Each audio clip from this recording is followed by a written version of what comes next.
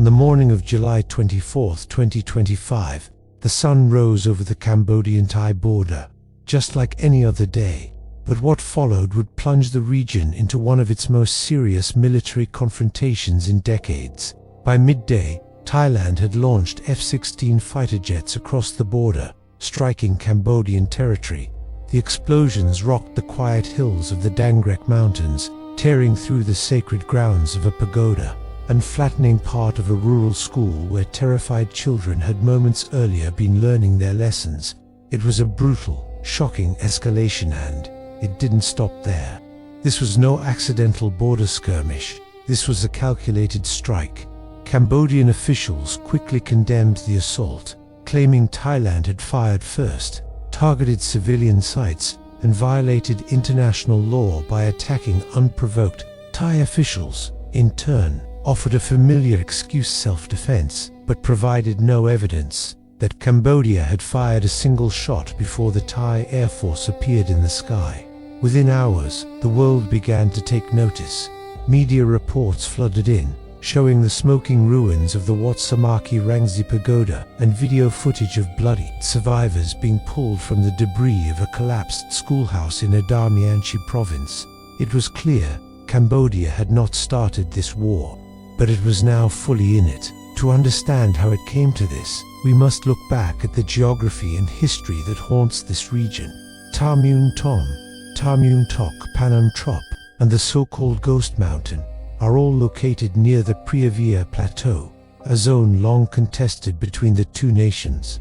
While the International Court of Justice ruled in Cambodia's favor in 2013 regarding sovereignty over Phra Via Temple, Thai nationalists have never fully accepted that decision. Over the years, Thai military movements have slowly crept across what Cambodia views as sovereign territory, building roads, outposts, and staging drills dangerously close to the line. In July 2025, that creeping tension exploded into war. According to Cambodian Ministry of Defense reports, around 9:40 a.m. local time on July 24th, Thai troops crossed into Cambodian territory near Phnom Trop. Cambodian soldiers stationed nearby ordered them to stop, but were answered not with negotiation, but with gunfire. A firefight erupted, and within 30 minutes, Thai air support was deployed. Eyewitnesses claimed Thai F-16s dropped precision bombs not only on Cambodian military positions, but also on civilian areas. At least 3 bombs reportedly fell near a Buddhist temple, and one airstrike directly hit the roof of a school building where civilians had taken shelter. Cambodia's National Committee for Disaster Management confirmed that more than 38 people were killed within the first 6 hours, including 7 schoolchildren and 2 monks. International reaction was swift, if cautious. The United Nations issued a statement expressing deep concern and urging both sides to show restraint. ASEAN, under the leadership of Malaysia, called for an emergency meeting. China and the United States both condemned the violence, while offering to mediate. But what disturbed many observers was the intensity of Thailand's attack and the disproportionality of its response. Satellite imagery released by humanitarian watchdog groups showed extensive damage in several Cambodian villages, with entire neighborhoods turned to ash. Cambodian authorities also released photos of bomb fragments, showing serial numbers believed to trace back to US-made munitions used by the Thai Air Force. As the smoke cleared on the first day, over 60,000 Cambodian civilians had already fled the affected zones. Makeshift refugee camps sprang up along roadsides in Phra Via, Adar-Mianchi, and Banti-Mianchi provinces. Human rights organizations reported disturbing scenes: families separated, hospitals overwhelmed, and bodies covered in tarps as monks chanted funeral prayers under falling ash. Cambodia's Prime Minister delivered a televised address that evening, calling the Thai actions a cowardly, unjustified act of aggression, and demanding immediate international intervention. Thailand's narrative remained defiant.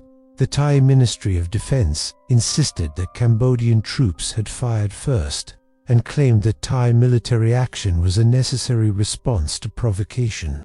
but no independent observers or journalists could confirm this version of events. In fact, several journalists embedded with Cambodian forces stated that no Cambodian troop movements had occurred prior to the Thai incursion. More damning still, leaked footage from a Thai drone appeared to show Thai soldiers advancing before any Cambodian activity, contradicting their official line. By July 25th, the conflict had escalated further. Artillery exchanges lit up the night skies along the Dangrik mountain range, and Thailand began moving tanks and armored vehicles toward the border. Cambodian forces responded with anti-aircraft defenses and mobilized reserves from Phnom Penh. Throughout that night, the roar of war drowned out prayers, and the smell of burning rubber, fuel, and scorched wood filled the air. On the diplomatic front, efforts were already underway to contain the crisis.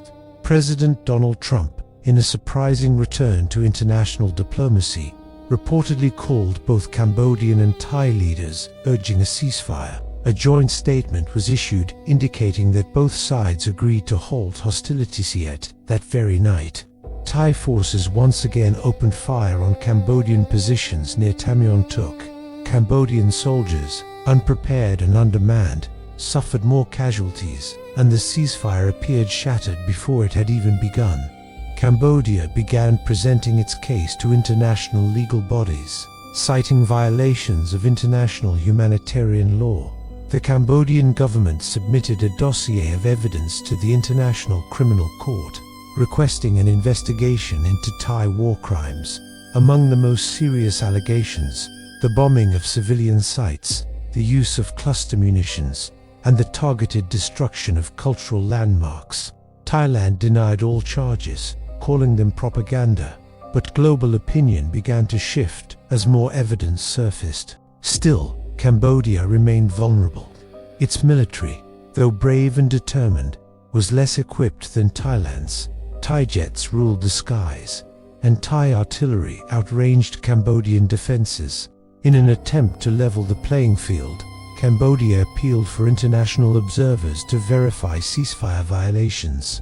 ASEAN responded positively, announcing plans to deploy a neutral monitoring team to the border. But that would take days' time Cambodia did not have. In the meantime, civilians paid the price. Hospitals in the northern provinces began running out of supplies. Khmer Red Cross workers operated under fire to rescue the wounded. Foreign journalists reported seeing unexploded ordnance lying in rice fields and children playing dangerously close to the debris. Every corner of the border region bore scars of sudden violence, and yet the Cambodian people did not break. Monks kept chanting in broken pagodas. Volunteers cooked for fleeing families. Local teachers turned refugee tents into makeshift classrooms. The government worked round the clock to secure aid and restore communications. In the face of a larger, more aggressive force, Cambodia showed not only resistance, but dignity. The war was far from over, but the world had seen who started it. The facts were clear. Thai troops crossed the line first. Thai jets bombed first. Thai weapons caused the first civilian deaths. And Cambodia, wounded but standing, would not forget. The opening chapter of the July 2025 border clash was written in blood, but it would not be the final one. By the early hours of July 28, 2025, the situation had deteriorated into a full-scale military confrontation. Cambodia had scrambled forces to reinforce its front lines at Phnom Penh, Prasat Muan Tam, Prasat Muan Toch, and Gos Mountain, but the reality on the ground was grim. Thailand had already established temporary forward operating positions deep inside Cambodian territory. Trenches were dug, sandbags stacked, and Thai special forces were deployed, equipped with high-powered rifles, drones, and encrypted communications gear. For Cambodian soldiers, it was not just a violation of sovereignty, it was a reawakening of painful historical memories. They were not just fighting a present enemy, they were fighting ghosts of the past. Meanwhile, international attention began to focus on the unfolding crisis. Cambodia filed an urgent complaint with the United Nations, accusing Thailand of blatant aggression and of violating international law by attacking civilian areas. The Cambodian Ministry of Foreign Affairs released images of burned-out schools, crushed homes, and children wounded by flying debris. One particularly disturbing photo showed a blood-soaked Buddhist robe beside the rubble of a monastery in Adar Mianchi province. That pagoda, a symbol of peace and sanctuary, had been obliterated by a Thai airstrike on the evening of July 27th. Cambodian Prime Minister Hun Manet issued a televised statement calling for calm among the population, but was firm in his language against Thailand. He said, "We have done our utmost to maintain peace, but Cambodia will not stand by while our soil is violated, our people murdered, and our sovereignty disrespected." The statement was delivered with solemnity but resoluteness. At the same time, Cambodia's ambassador to the United Nations gave a scathing speech in New York, showing satellite images of Thai jets breaching Cambodian airspace and releasing ordnance over civilian zones. Eyewitness reports from villagers near the border added further horror to the growing dossier of atrocities. Survivors spoke of Thai F-16s strafing tree lines and firing missiles indiscriminately. There were unconfirmed accounts that a primary school in the district of Chung Khao had been deliberately targeted to demoralize the Cambodian public. The school had been closed for a summer holiday, but a few children had returned early with their parents to clean the grounds. None survived.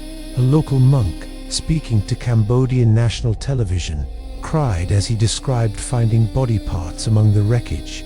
The use of chemical agents became a particularly alarming development. Cambodia accused Thailand of dropping gas canisters from low-flying aircraft, releasing a choking cloud that paralyzed entire units of soldiers along Palam Trop.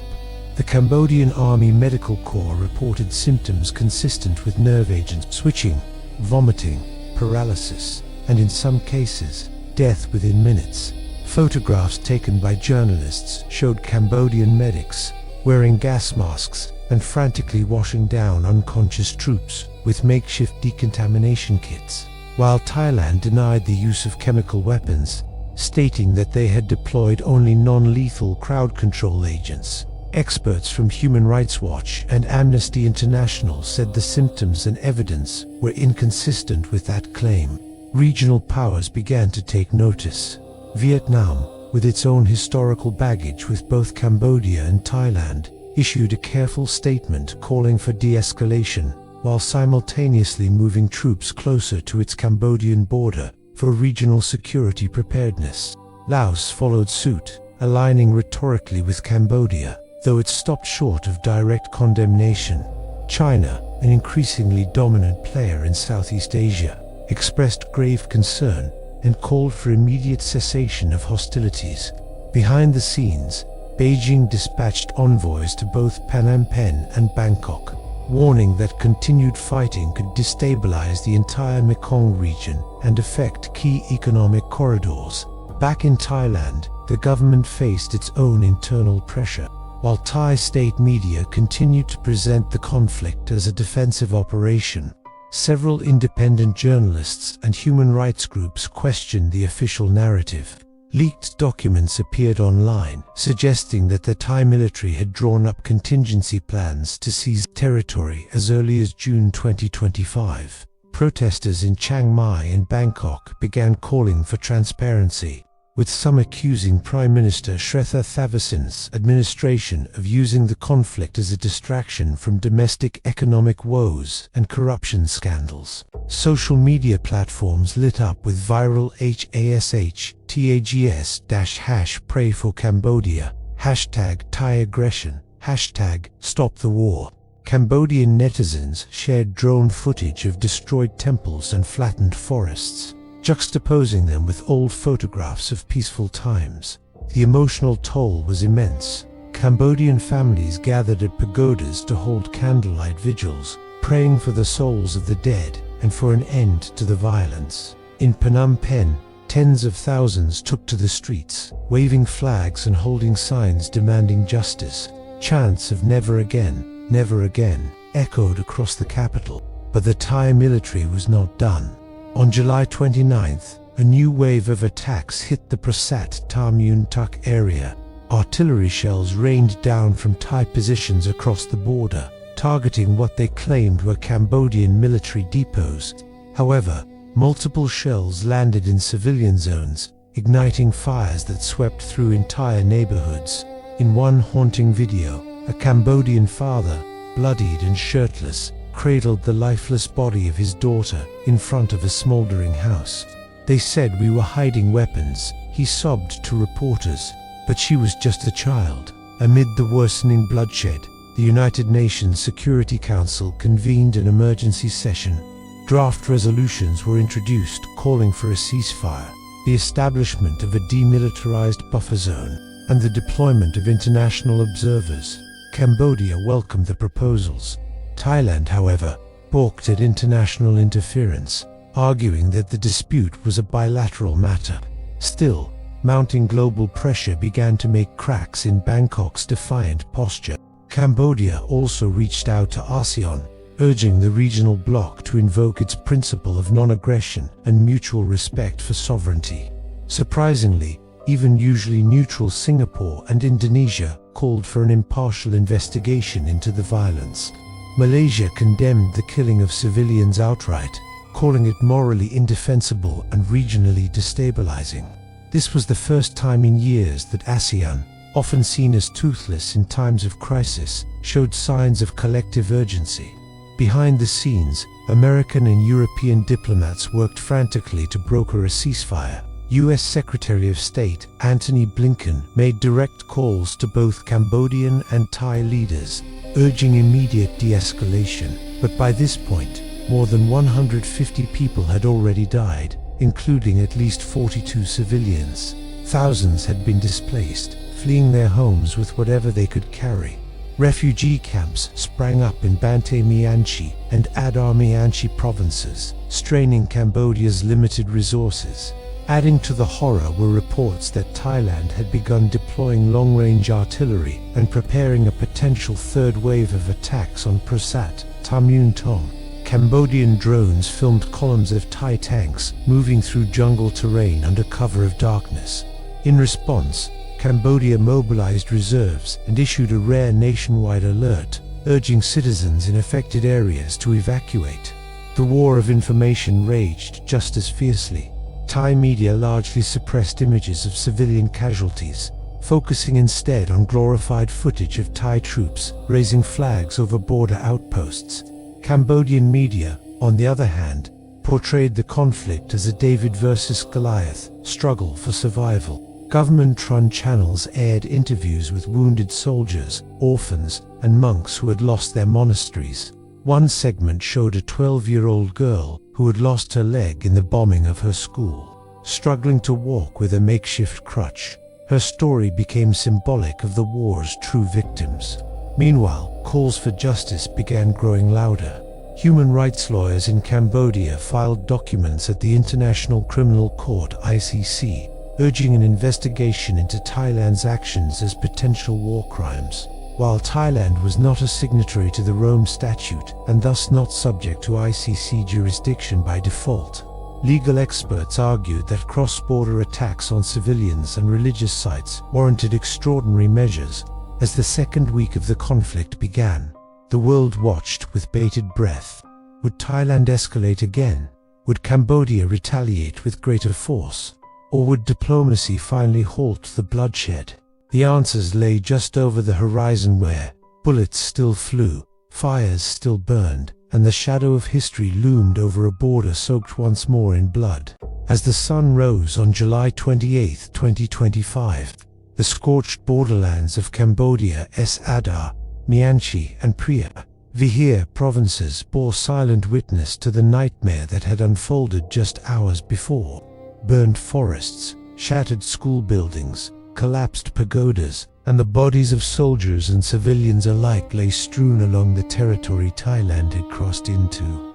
Penam Trob, Prasatamuentam, Prasatamuentar, and Ghost Mountain. The Cambodian people had woken to find war had returned, not with warning but with the roar of jets, the hiss of poison, and the thunder of artillery. the Cambodian government moved swiftly to document the atrocities.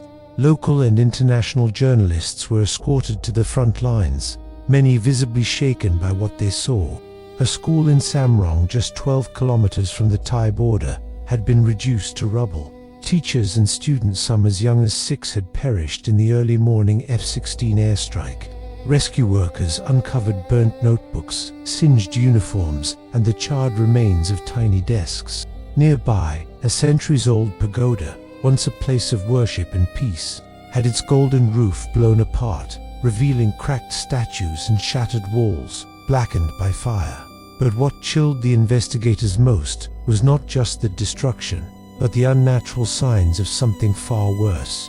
Survivors reported a strange green mist that lingered over the affected areas in the hours after the bombing. Cambodian medical personnel treating injured soldiers and civilians described symptoms inconsistent with conventional weapons: severe burns without fire, blistered lungs, vomiting blood, and muscle paralysis. The Royal Cambodian Armed Forces (RCAF) concluded that Thailand had dropped chemical agents, likely a variant of nerve or blister gas-fire aircraft, shortly after their ground assault. Prime Minister Hun Manet immediately ordered Cambodia's Ministry of Defense to issue a formal declaration to the United Nations, denouncing Thailand's actions as a violation of international humanitarian law and a war crime. The Cambodian delegation submitted photographic and video evidence of Thai munitions fragments, airstrike trajectories, and footage of poison dispersal captured from drone reconnaissance. Independent forensic investigators from the International Red Cross and the UN Office for Disarmament Affairs were granted unrestricted access to the strike zones. Stark contrast to Thailand's continued media blackout. Thailand's military junta, however, remained defiant. General Chathawat Sangmuel, head of Thailand's ruling National Peace Council (NPC), dismissed the accusations as Khmer lies and labeled the airstrikes strategic deterrents. Thai state television broadcast looped footage of alleged Cambodian soldiers crossing into Thai territory, a narrative quickly disproven by satellite data and eyewitness reports. Nevertheless, Thai government censors blocked foreign media from entering conflict zones, shut down social media discussions on the war, and detained peace activists calling for de-escalation. The junta's justification for the invasion continued to shift from protecting Thai heritage sites to retaliating for provocations to counterinsurgency. In reality, the Thai military had crossed the border and initiated hostilities unprovoked. Military analysts, including former UN peacekeepers and ASEAN observers, confirmed that Cambodia did not fire the first shot. Thailand had launched the attack under cover of diplomatic negotiations, betraying both ASEAN norms and the ceasefire agreement reached just 2 days earlier under US mediation in Phnom Penh. Grief turned to defiance. Spontaneous protests broke out in front of Wat Phnom and the Thai embassy. Cambodian youth draped themselves in black and red, holding photos of the slain students, monks, and villagers. Survivors of the 2008-2011 Phra Vihir clashes returned to the capital to share their experiences, warning that Thailand had never truly respected Cambodia's borders. Many recalled how Ayutthaya had sacked Angkor centuries ago, how Thai propaganda had erased Khmer identity from contested temples, and how Cambodian lands were once again being swallowed by force. The Cambodian king, Norodom Sihamoni, addressed the nation in a rare televised speech. His voice trembled with sorrow, but his message was clear. We are a people of peace, but we will not be pushed into the sea. Our ancestors guarded this land with their lives. Now, it is our turn. He called for unity, discipline, and international solidarity, not for vengeance, but for justice. As regional tensions escalated, ASEAN convened an emergency summit in Jakarta. Member states, including Vietnam, Indonesia, and the Philippines, condemned Thailand's actions. Laos, despite historical ties with Thailand, abstained but called for an independent investigation. China and the United States, normally wary of direct involvement, issued near-identical statements urging an immediate ceasefire, but both refrained from condemning Thailand by name, fearing political entanglements. Meanwhile, Cambodia's military regrouped. Reinforcements arrived from Battambang, Siem Reap, and Kompong Thom. The RCAF focused on defensive tactics, digging trenches, deploying anti-air systems, and protecting civilians near active zones. Still, morale among troops was high. Soldiers described the Thai incursion as a betrayal of Buddhist brotherhood, an invasion that desecrated both land and spirit. For many, this wasn't just a war for territory, it was a fight for dignity. But as Cambodian forces fortified their positions, the toll on civilians continued to grow. Displaced families poured into refugee camps along the Mekong River. Hospitals in Banti Mianchi and Siem Reap overflowed with burn victims, trauma cases, and poison exposure. Food and water grew scarce. Meanwhile, unexploded Thai munitions littered rice fields, posing deadly risks to children. Despite Thailand's internal suppression of dissent, cracks began to form. Thai academics, journalists, and even former military officers began to leak information contradicting the government narrative. In one leaked report from the Royal Thai Air Force, logs showed unauthorized F-16 deployments over Cambodian airspace, confirming what Bangkok had denied for days. An anonymous pilot confessed to dropping a payload near a civilian building, believing it to be an enemy communications hub. Satellite images later confirmed the target was a school. Backlash erupted within Thailand itself. In Chiang Mai and Bangkok, rare anti-war protests emerged, quickly suppressed, but not forgotten. Families of Thai soldiers killed in the operation demanded answers. Some refused to accept posthumous medals, instead returning them in protest. As international pressure mounted, the UN Security Council scheduled an emergency vote on whether to authorize sanctions against Thailand. France, long familiar with Southeast Asian history, proposed a resolution calling for an arms embargo and an independent war crimes tribunal. Russia and China abstained. The US offered a watered-down version. Still, the world had taken notice. Cambodia, despite being the smaller and historically victimized nation, stood tall on the global stage. Its decision to grant full media access and transparency became its greatest strength. Victims were given names and faces. The international community saw not faceless statistics, but a 7-year-old girl who lost her arm in the school bombing, a novice monk burned alive inside a pagoda, a farmer who buried his family with his bare hands after the poison gas swept through his village. As August began, the guns finally began to fall silent, not because of peace talks, but because the Thai military realized the world was watching. Cambodian forces did not retreat. They stood firm, outnumbered but unbroken. At a makeshift cemetery near Phnom Trop, a Cambodian soldier placed incense sticks atop a freshly dug grave. Around him, dozens of flags fluttered, Cambodian, Buddhist, and UN. He knelt, whispered a prayer, and stood to salute the fallen. "They came to take our land," he said, "but they cannot take our soul." The clash of July 2025 was not just a border conflict. It was a modern echo of centuries of violence, an indictment of expansionist ambition cloaked in nationalism, and a stark reminder of the fragility of peace in Southeast Asia. Thank you for watching this documentary. We created it not to spread hatred or blame, but to shine a light on truths that are too often hidden or ignored. The pain suffered in Cambodia during the July 2025 border clash should not be forgotten. It should be learned from, remembered, and used to prevent further bloodshed in our region. In war, there are never true winners, only survivors and stories left behind. Until next time, stay safe, and see you in the next history.